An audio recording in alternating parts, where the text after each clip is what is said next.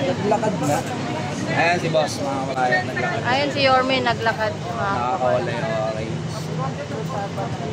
Akala ko nagbibiruan lang.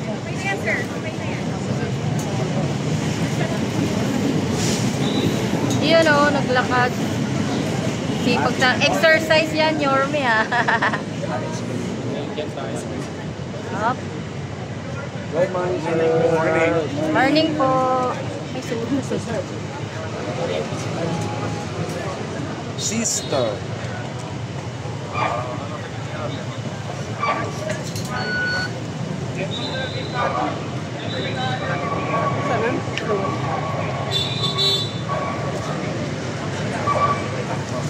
Hindi. Nagkakaroon pa rin. Sila ano tayo? Ribbon cutting. Yun. Lumabas. Si Mani.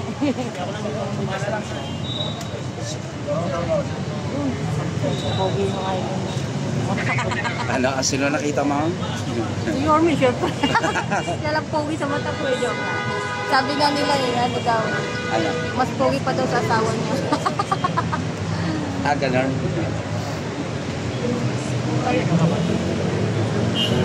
Kakatabi ko yung BPI ko. May ko pa naman. Doon yata, doon.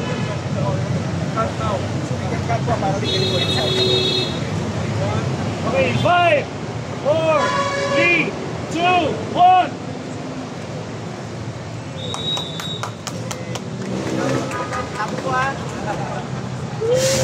Bagong kasal. Dating kasal. Wish to be.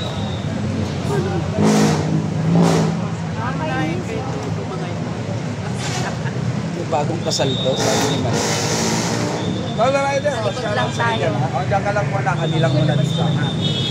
Pahinga ka dyan, trabaho.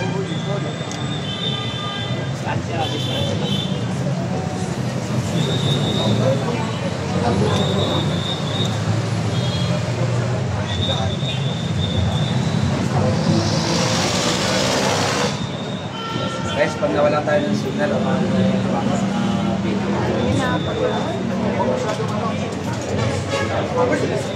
Distansya lang. Dali lang.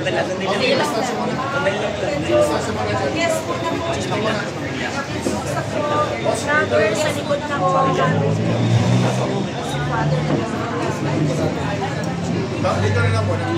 Let us all settle down. Handa, baba muna. Makasuyo lang muna. Yan muna kayo ha.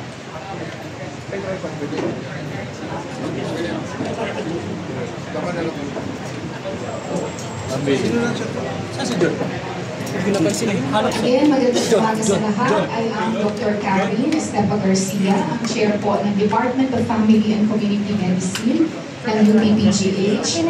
Kasama po si Dr. Atuan, Batman Division Head is visiting si Charles So bago po tayo mag-official start, tayo po ay tatayo para po sa ating national anthem. Pagkatapos po ay ang ating opening prayer at ang tema ng lungsod ng Maynila. Inaanyayan ng lahat para sa ating national anthem.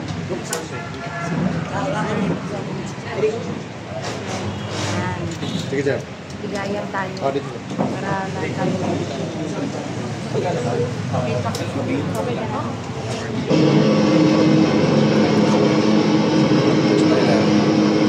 Kasi makikita rin tayo.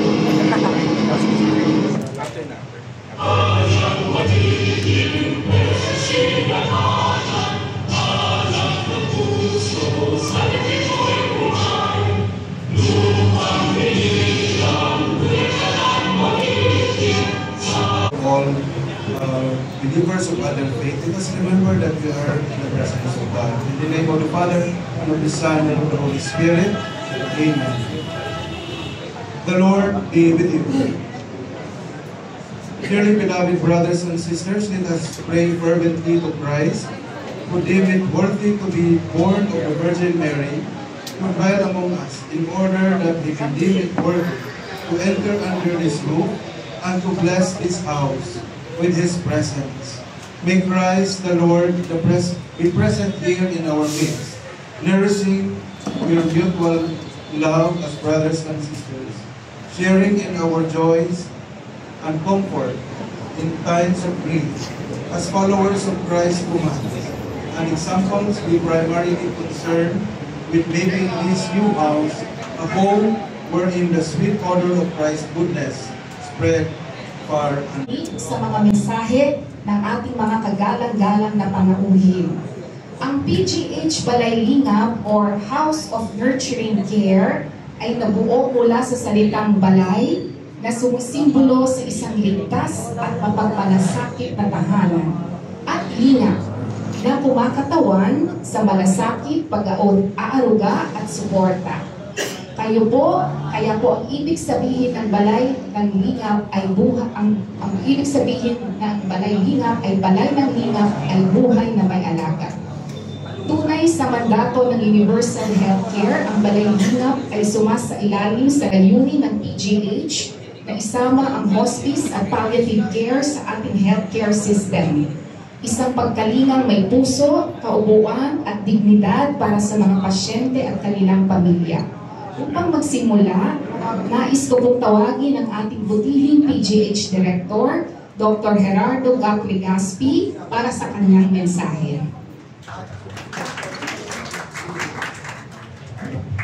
Umaga po sa inyo lahat, ating guests of honor, Mayor Isko Moreno, and of course our long-time supporter, Senator Bongo, to our guests from other organizations, the department chairs, our staff from PGH, and our friends, Dr. Padilla from the City Health Department. Good morning to everyone. Kailangan ko pong ikwento kung bakit tayo nandito ngayong umaga. Medyo mahaba ang kwento. Early 2019 po, natutulog ako, pero nakasilent ang aking telepono. Alam niyo yung, pag may tumawag sa inyo, kahit tulog kayo, umiilaw ang telepono niyo para nakikita niyo, di ba? Nangyari po yun. 1:30 in the morning, si Senator Go tumatawag. Sabi niya, nakatapos ang po ng cabinet meeting ni Presidente, marami raw yata nangangailangan ng tulong yan, mga bantay. Gusto niya magpatayo ng halfway house para sa inyo mga pasyente. Ako, malaking tulong po yun, sabi ko. At itatagdag na rin yung MRI. So, yung MRI natayo na, ngayong araw nandito tayo sa halfway house. Pero sabi niya, may lote ba kayo dyan sa PGH? Kahit sinungaling ko, siyempre bibigay. Meron po. Madaling araw na, hindi na ako makaisip. Siguro talagang tinadhanan ng Diyos na maitayo ito. Kasi hindi pa nag-taking si Mayor Isko. Pumunta niya sa PGH. Naghahanap kung paano sa tumulong. At nag-upisa na rin ang tuloy-tuloy na mga programa ng PGH at ng ang ating syudad sa Manila. So, naibigay po na ang nag-use of prop grant, naibigay po itong lupa na 400 square meters. So, yung tinapatan po ang lupa at ang proyekto ng building at tayo nandito ngayong umaga. Ito po yung hindi ordinaryong kwento. Ito yung kwento ng siguro ng tadhana na kung tayo nag-iisip ng mabuti para sa ibang tao, walang imposible po. At tuwing babalikan ko yung mga nangyari na yun, parang nanaginip lang ako. No? At ngayon, totoo na ito lahat. Yung pong pinagdaanan nito, mahaba-haba rin kasi maraming disruption, katulad ng COVID, katulad ng construction problems. Pero nalagpasan po natin lahat yan. At ating pong Department of Family and Community Medicine ay pumarap sa mga pagsisubok sa pagtayo nito at pag-organisa. At nangangako po sila na pagagandahin nila ang serbisyo dito. Ang Balay Lingap po ay pagsasatupad lang ng ating adikain na ang mga pasyente na may hirap, ang unang na nawawala sa kanila pagpunta sila public hospital ay dignity sa unang panahon. Kasi nga po, halos nagmamakaawa sila sa gusto nilang serbisyo sa atin. Pero palagi ko nagpas na po tayo doon sa basic requirements. Nabibigay na po lahat ngayon. Nagbigay po ng monthly support ng ating previous president sa PGH. Naging libre na po lahat ang serbisyo, maaga pa. Nauna pong PGH ang zero billing. 2017 pa po, zero billing na sa PGH. So, i-level up naman po natin ang care. And sa aming pag-uusap, leveling up the care, hindi lang ang dignity of living, but also the dignity of dying. Kaya po ating hospice and palliative care ay namumuna dito. Ang hospice and palliative care po ay sa PGH pinanganak ang programa para sa buong Pilipinas. At aming mga graduates ay nasa buong Pilipinas ka. So parang mabubuo na po natin ang universal healthcare. Ang aming partnership with the City of Manila brings us to the community service. Ang aming mga obstetricians ay pupunta na sa Santa Ana Hospital. Ang hospital ng Maynila po ay partner na namin sa teleneurology at sa cardiac procedures. At syempre po, ang mga programa ni Mayor, suporta ng pasyente ng PGH, which we will announce later. Kung maganda po, surprise announcement. Tuloy-tuloy po natin gagawin para nasa mga pasyente natin. And of course, ang pagsasama-sama ng local government, ng isang government agency like PGH, is made even stronger with the support of the national government. Ating pong Senado is very much supportive of the mandate of PGH. Kaya po, parang sabi ko, parang nanaginip kami na tama-tama lang kung ang tawag po dun aligning of the stars were aligned. Because the stars are aligned, we're here today celebrating a very momentous occasion. This is the first one of its kind in the Philippines. And I'm sure that Dr. Kay Garcia will make sure it's the best one of a kind. Kahit one of a kind siya. So sa inyo pong lahat, thank you for sharing this dream. Thanks. Will gets to this director. So I think that's very important. So, ngayon naman po ating pakinggan ang mensahe mula sa yung mga kalauhin, pagdangal dito po sa harapan.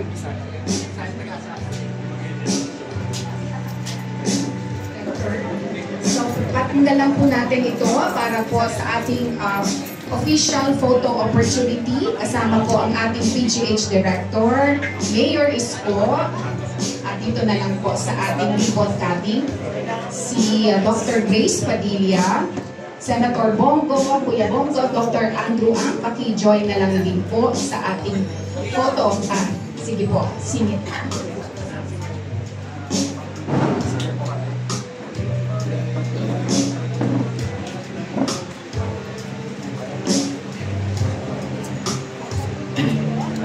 puntong ito, tayo po'y dadako na sa pagpapasinaya at blessing ng ating PGH Balay Lingap na pangungunahan ng ating minamahal na PGH Chaplain, Reverend Father Lito Ocon. Gusto ko lang din po batiin ang ating mga guests, na mga chairs ng mga department of ng PGH na nandito. At pati po ang The Root Foundation, ang ating taga-suporta sa Hospice and Palliative, pati po ang Section of Preventive and Lifestyle Medicine ng UPPGH. Father, pasimulan na po natin. Pwede pong mag-lead na lang po tayo. We'll proceed with the blessing of all rooms up to the 4th floor. We'll recite the short prayer. Be present, Lord, among your servants who inaugurate today this house, praying humbly for your blessing so that they may feel secure in having you as refuge while they reside here. They may rejoice in having you as companion.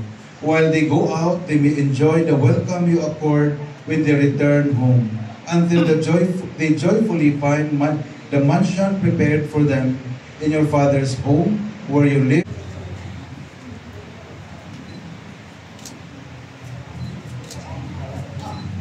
Follow na lang po tayo. Okay, ano yung candle?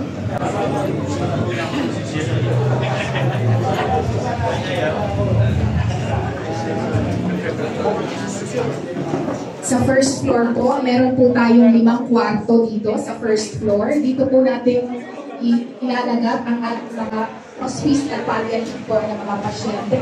Each room, meron po tayong 12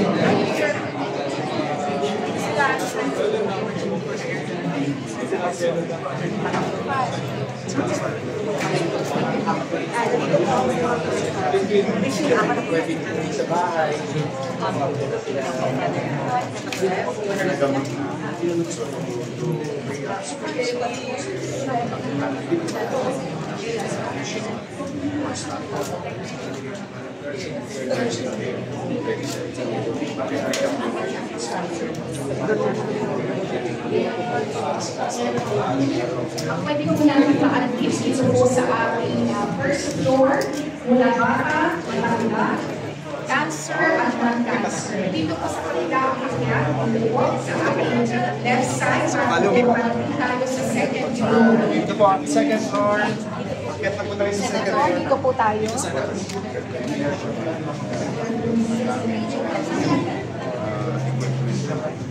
In the seven offices, especially yung kasi pinag-pick up ako sa kapoto ng pare. Kasi tapos na ako, napasala sa staffing. Papasalamat ang kami kay Mayor Isko sa pagkibigay sa ating sa second floor, office ng Manila.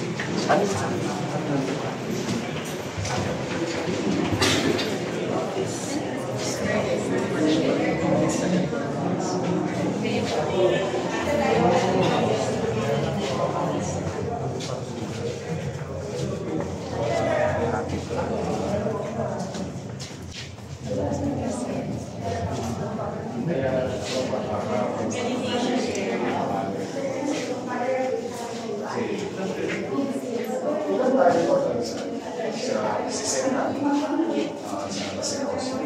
60, 50 pesos.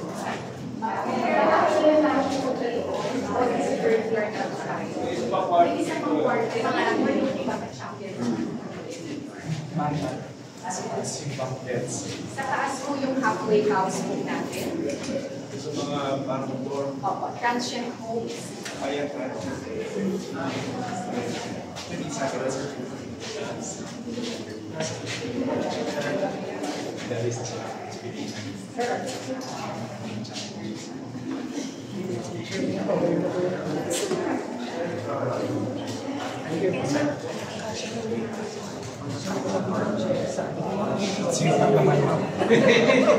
Siyempre, may inisip ko ka.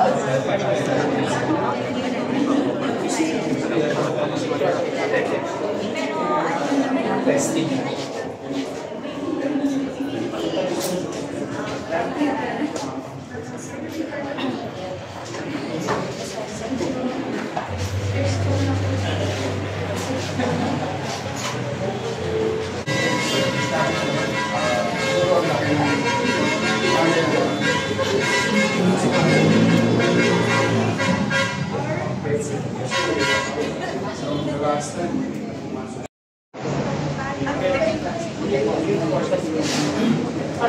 Ito muna tayo sa, sa third floor para po sa bunk beds.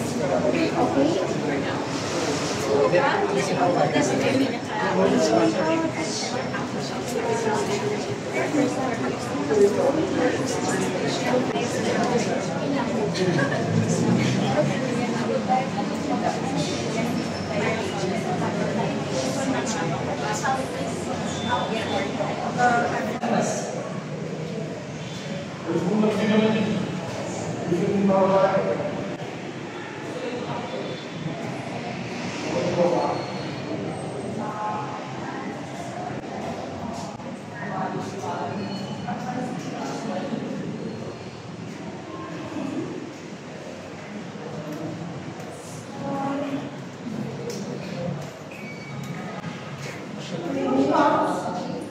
Same yung third at fourth floor. Halfway house na tayo. Pero makata.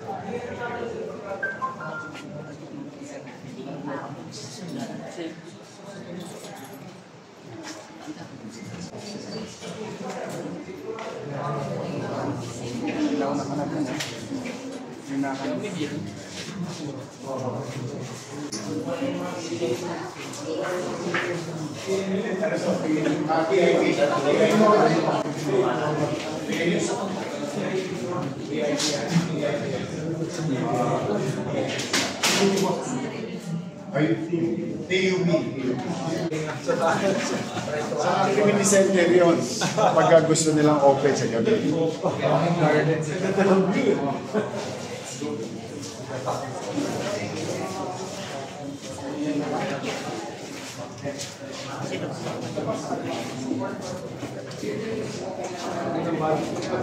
Kita, ganda to. Yes, sir.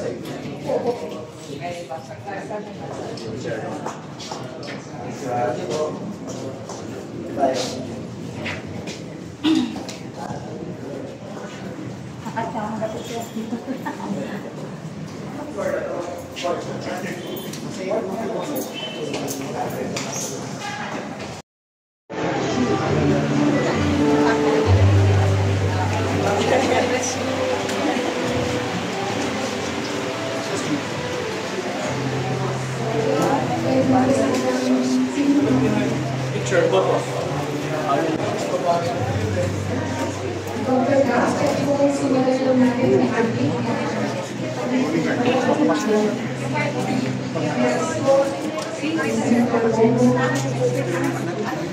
ang plan palauhin at ilalagay natin na slot ito po sa aming Human Board. Compassion and Movement. Nakatawag si Dr. Andrew para sa kanyang closing message. Isasabay na po namin yung dosage para pwede sa magandang tanghali po ulit. Marami pong salamat sa pagbubukas ng balay lingap. Hindi po ito magbubukas kung wala po yung tatlo natin panawing pagmamahal. Salamat, Honorable Senator Bongo. Salamat, Jorge. Miris Moreno. Salamat, Dr. Gabriel. Salamat po sa PGH. Nagsimula po ito nung ako po ay training. Nagpunta po ko sa kapatid bansa natin. Nakita ko po doon na yung mga pasyente, whether hindi malumayong sakit o malumayong sakit, tinitingnan po sila ng mga doktor nila na patas. Tapos ito na po yung tuition, ito na yung prutas na pagpunta natin yun. Hindi naman masamang maharap. Tapos yung pangarap ako na yun, ito, totoo na siya. So yung nasa taas ng iba nyo po, para po yun sa mga pasyente na hindi pa masyadong malumayong sakit, yung mga kailangan pang gamutin. Pero ito pong nasa baba, ano po sila, dedicated po sa mga pasyente, hindi na masyadong makakaring buhay. Pero hindi po natin siya pababayan. Kasi yun yung dating notion natin, di ba? Mamatay na yung pasyente, pakainin na lang kung anong gusto. Pero dito po, hindi po yun. Bukod sa papakainin, alagaan din siya. Para yung buhay niya, parehas na hindi niya kapalit ng buhay. Kasi pag-buhay siya. Parehas na yung buhay, hindi mo siya. Parehas na. So, maraming pong salamat po sa Beneno. Thank you, Dr. Albert. Thank you, Dr. Christian. Thank you. Salamat po. Salamat po. Salamat po. Salamat sa pagmamahal sa mga pasyente. Lalo.